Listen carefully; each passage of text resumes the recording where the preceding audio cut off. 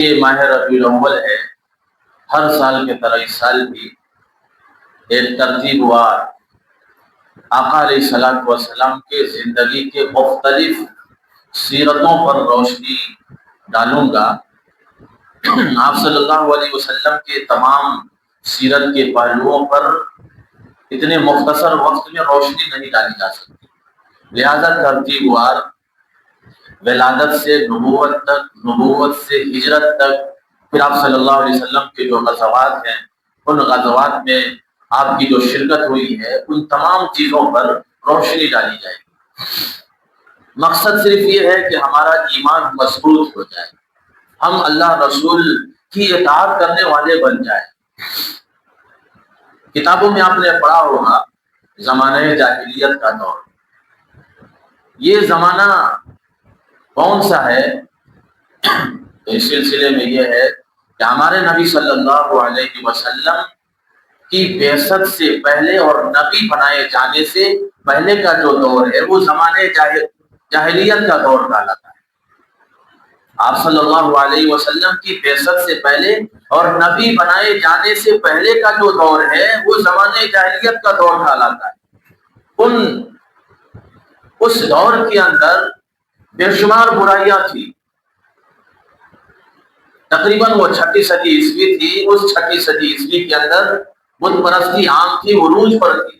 خود ہمارے ہندوستان کے اندر لاکھوں دیوی دیوتاؤں کی پوجا پاٹ کی جاتی تھی۔ عربوں کا حال یہ تھا کہ وہ خانہ کعبہ جس کو ہمارے جد امجد حضرت ابراہیم اور اسماعیل علیہ السلام نے تعمیر کیا تھا، اس خانہ خدا کے اندر 360 بت رکھے ہوئے تھے۔ عربوں کے مزاج بگڑے ہوئے تھے، وہ شراب کے عادی تھے، لڑکیوں کو زندہ درگور کر دیا کرتے تھے، کافروں کو لوٹ لیتے تھے۔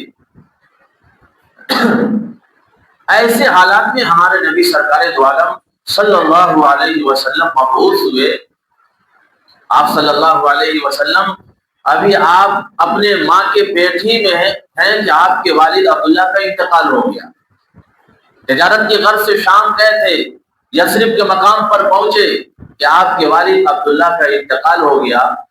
2 مہینے کے بعد ہمارے نبی صلی اللہ علیہ وسلم انتقال کے 2 ماہ بعد ہمارے نبی صلی اللہ علیہ وسلم اس دنیا میں تشریف لائے۔ آپ صلی اللہ علیہ وسلم کی زندگی پر روشنی ڈالوں گا، لیکن اس سے پہلے ایک بہت بڑا واقعہ پیش آیا، اور واقعہ یوں پیش آیا کہ ابرہہ جو یمن کا نجاشی کا گورنر تھا، اس نے ایک گرجا تعمیر کیا اور اس کا نام القلیس رکھا، اور مقصد صرف یہ تھا کہ وہ خانہ خدا جس کی طرف عرب کے دل، عرب کے ذہن اس کے طرف مائل ہے، لوگ اس سے محبت کرتے ہیں، ان کے دلوں کو اس گرجا کی طرف متوجہ کیا جائے اور خانہ خدا سے ہٹا دیا جائے۔ اسی مقصد کے تحت اس نے ایک گرجا تعمیر کیا۔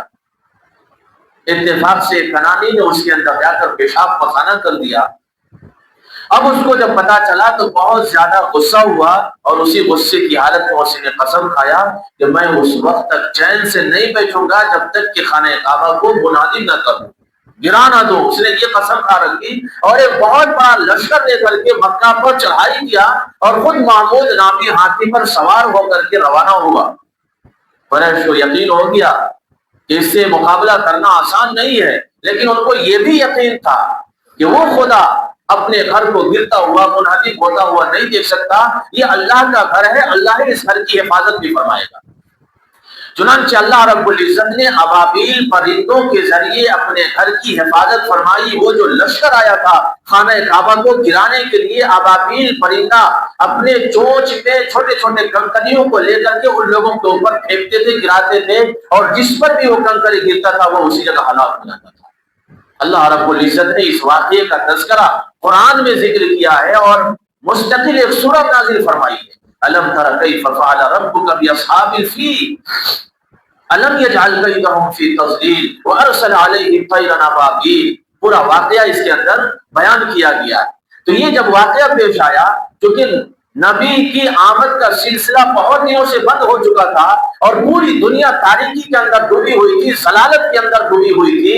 اس تاریکی کے اندر ایک ایسے مصلح اور مربی کی ضرورت تھی جو عالمگیر تاریکی میں عالمگیر چراغ روشن کر دے، لیکن کوئی شکل پیدا نہیں ہو رہی تھی۔ اس واقعے کے بعد تھوڑی سی امید جاگی اور بالآخر اس واقعے کے بعد ہمارے نبی سرکار دو عالم صلی اللہ علیہ وسلم 23 اپریل 570 عیسوی بروز سوموار ہمارے نبی صلی اللہ علیہ وسلم اسی مہینے میں 9 ربیع الاول یا 12 ربیع الاول کو مبعوث ہوئے، پیدا ہوئے۔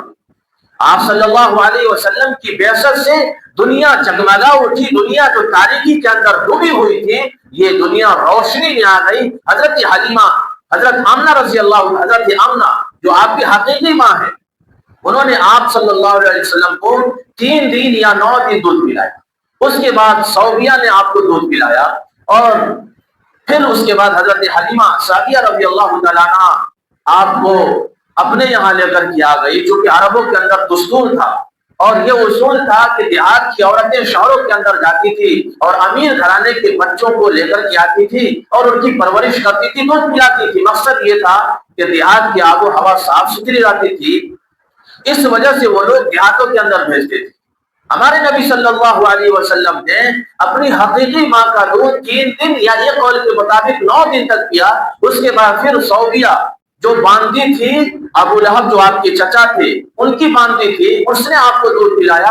اور پھر اس کے بعد حضرت حلیمہ سعدیہ جو بنو سعد سے تعلق رکھتی تھی، قبیلہ بنو سعد سے تعلق رکھتی تھی، وہ آپ صلی اللہ علیہ وسلم کو دودھ پلائی۔ حضرت حلیمہ سعدیہ کہتی ہے کہ غربت کی وجہ سے، تنگ دستی کی وجہ سے میرے چھاتی میں دودھ نہیں آتا تھا، جس کی وجہ سے میں دودھ شریک بھائی بھی شکم سیر ہو کر کے نہیں رہتا تھا۔ لیکن جب ہم نے آپ صلی اللہ علیہ وسلم کی پرورش شروع کی اور آپ کو دودھ پلانا شروع کیا تو میرے چھاتی میں اتنا دودھ آیا کہ خود محمد صلی اللہ علیہ وسلم بھی اور آپ کا دودھ شریک بھائی بھی شکم سیر ہو جاتا تھا۔ اور حضرت حمزہ رضی اللہ تعالیٰ جو آپ صلی اللہ علیہ وسلم کے چچا بھی ہیں اور دودھ شریک بھائی بھی ہیں، یہ آپ صلی اللہ علیہ وسلم کے چچا بھی ہیں اور دودھ شریک بھائی بھی ہیں۔ صوبیہ جو ابو لہب کی باندھی تھی اس کا دودھ حضرت حمزہ نے پیا تھا، اس لحاظ سے آپ صلی اللہ علیہ وسلم اور حضرت حمزہ کے دونوں دودھ شریک بھائی بھی ہوئے اور چچا بھتیجا بھی ہوئے۔ حضرت حلیمہ سعدیہ رضی اللہ تعالیٰ عنہ کہتی ہیں کہ میں 2 سال تک آپ کو دودھ پلاتی رہی، پرورش کرتا رہا۔ 2 سال جب گزر گیا تو ان کو اپنے حقیقی ماں کے پاس لے گئی اور ان سے پھر ہم نے سفارش کی کہ کچھ دنوں کے لیے اور مجھے مہلت دے تاکہ ہم ان کی اور پرورش کر سکیں۔ چنانچہ مہلت مل گئی۔ حضرت حلیمہ سعدیہ آقا صلی اللہ علیہ وسلم کو لے کر کے آئی، پھر آپ کی پرورش کرتی رہی۔ اسی وقت اسی زمانے میں ایک واقعہ پیش آیا شق صدر کا، یعنی آپ صلی اللہ علیہ وسلم کا سینہ چاک کیا گیا۔ حضرت جبریل علیہ السلام آئے اور آپ کے سینے کو چاک کیے اور علم اور حکمت بھر کر کے پھر آپ کے سینے کو چاک کیا۔ یہ واقعہ حضرت حلیمہ سعدیہ رضی اللہ تعالیٰ عنہ کے یہاں پرورش کے دور میں پیش آیا۔ تکلیفیں بھی ہوئی، حضرت حلیمہ سعدیہ پریشان بھی ہو گئی کہ کہیں ایسا نہ ہو کہ بچے کو خطرہ لاحق ہو جائے۔ چنانچہ اس واقعے کے بعد یعنی سینہ چاک کیے جانے کے بعد حضرت حلیمہ نے آپ صلی اللہ علیہ وسلم کو ان کی حقیقی ماں کے پاس لوٹا دیا۔ جب آپ کی عمر 6 سال کی ہوئی تو آمنہ اپنے لخت جگر کو لے کر اور آپ کے ساتھ میں ام ایمن بھی تھی، ننہال لے کر گئی، مدینہ لے کر کے گئی، یثرب لے کر کے گئی۔ وہاں آپ یعنی آپ کی ماں حضرت آمنہ 1 مہینے تک مدینے کے اندر رہی، لیکن آپ کو وہاں کی آب و ہوا راس نہیں آئی، آپ کی طبیعت بگڑنے لگی۔ تو حضرت آمنہ مدینہ سے مکہ کی طرف آئی اور ایک جگہ ہے مقام ابوا، وہیں پر حضرت آمنہ کا انتقال ہو گیا۔ یہ 6 سال کا بچہ کو ام ایمن مکہ لے کر کے آئی اور آپ کے دادا عبد المطلب کو سپرد کر دیا۔ 8 سال کی عمر ہوئی تو دادا بھی دنیا سے چل بسے۔ حضرت آمنہ کہتی ہے کہ جب ہم نے اپنے بیٹے کو جنا اور اس کی خوشخبری عبد المطلب کو جب ہم نے دی تو حضرت عبد المطلب خانہ کعبہ کا طواف کر رہے تھے اور خوشی سے انہوں نے دعا بھی دی کہ اللہ تعالیٰ اس بچے کو ہر قسم کے شرور و فتن سے اس بچے کو محفوظ فرمائے۔ اور پھر دادا نے ہی آپ کا نام محمد رکھا۔ محمد کا معنی آپ جانتے ہیں، یعنی جس کی بار بار بار بار تعریف کی جائے۔ تو آپ کا نام آپ کے دادا عبد المطلب نے رکھا. 8 سال کی عمر ہوئی تو دادا دنیا سے چل بسے.